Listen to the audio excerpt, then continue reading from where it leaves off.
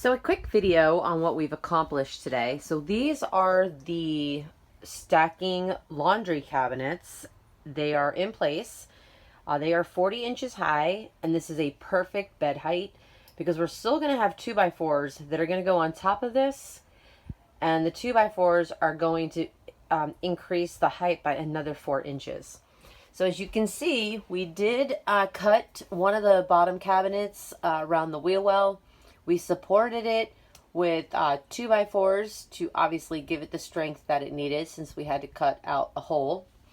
What we also decided to do, change of plan prior to my previous video this morning, we decided we did not want to take the paneling down.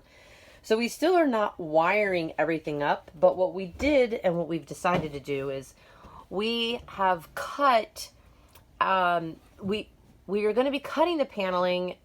We put in the electric box so that we know where it's going to go.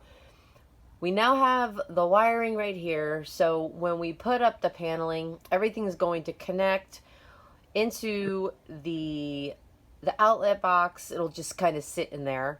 But what we did, you see this right here. This connects to the outside of the van.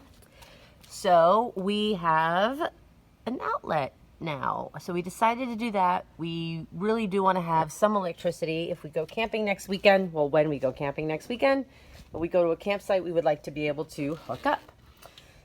Once we cut the paneling around the electric box, put it back up, we will not have to take it down again. Well, until we have to wire the box, but that's down the line. But anyway, so that's kind of where we're at. The big install of the cabinets, and then you'll see here in a little bit further installation of the 2x4s.